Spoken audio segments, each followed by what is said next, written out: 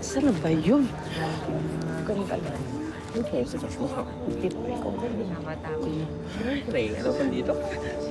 Hoy, teka nga. Asa na ba si Sir Victor?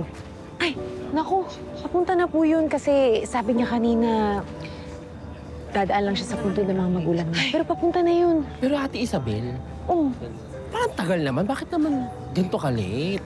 Pero alam mo, kinakabahan talaga ako. At minamanifest na maging matagumpay yung avansi na to. Kakabangan. Ganda ng ulay. Naku, magtiwala lang tayo, ha? Magtatagumpay din po to. Sana nga. Magtiwala lang tayo kay Victor. Asa na siya? Kaya nga eh. Sana ba? Excuse me po. Excuse me lang, ha? Ay, hello, hi. Si Gloria at si Gege, nandito na ba?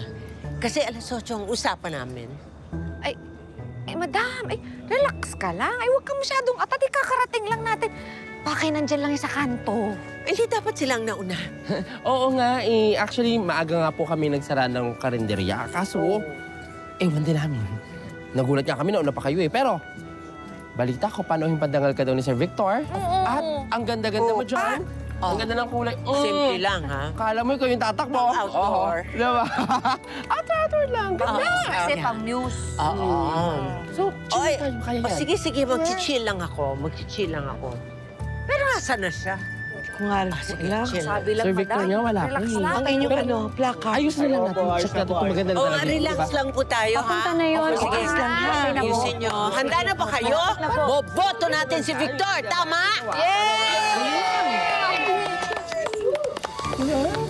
Itaas lang ng itaas, ha? Malapit na siya. Feeling ko kailangan natin tawagin Sir Victor, Sir Victor. Sige. Sir Victor! Sir Victor! Sir Victor! Iboto si Sir Victor! Sir Victor! Sir Victor! Sir Victor! Sir Victor! Dapat may dati, Sir Victor! Sir Victor! Victor!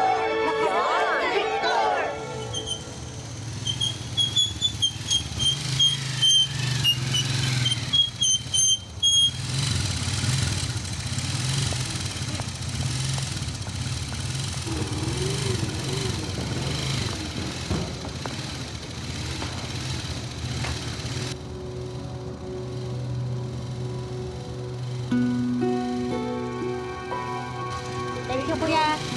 Salamat.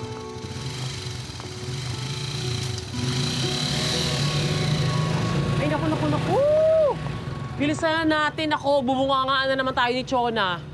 Naku, maiintindihan naman niya siguro yan. Eh, syempre, alam naman niya, kinailangan niya munang magsara ng tindahan. Tsaka, di ba, nagbago naman na rin yan si Chona. Mamay, huwag niyo nang awayin sila Madam Chona. Joke lang naman yun, joke lang. Oo, ang di lang magabago sa babaeng yun, mataas pa rin yung high blood. Ganun. Ay, naku. Excited.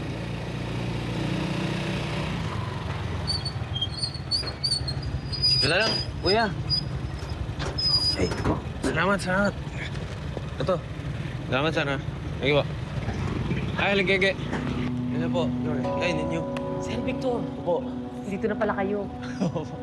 Pasensya na, dumampa kasi ako sa puntod ng mga magulang ko. Alam niyo na, kailangan ko humingi ng gabay para sa gabing to. Alam niyo, excited na kami kasi nga naman, Victor Diogracia, pag-asa ng Trinidad! Salamat po. Ano? Tara na. Sakit mo naman. Sige, bilang kita. Tara, sandali lang, Gia. Hindi, Sandali lang. Sige, sama muna sabay kami, po kami. para sabay-sabay tayo sa loob, Ah, tara. okay? Halika. Nak, tara. Ano ba flavor meron dyan? Parang pati ako gusto ko to, ah.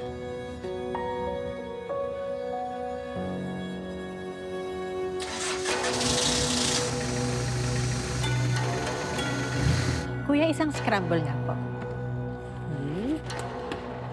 Masarap yan, Sir anak. Victor, andyan na po pala kayo. Marami na pong tao nag-aantay sa loob. Ando na rin po sila, Madam Chona.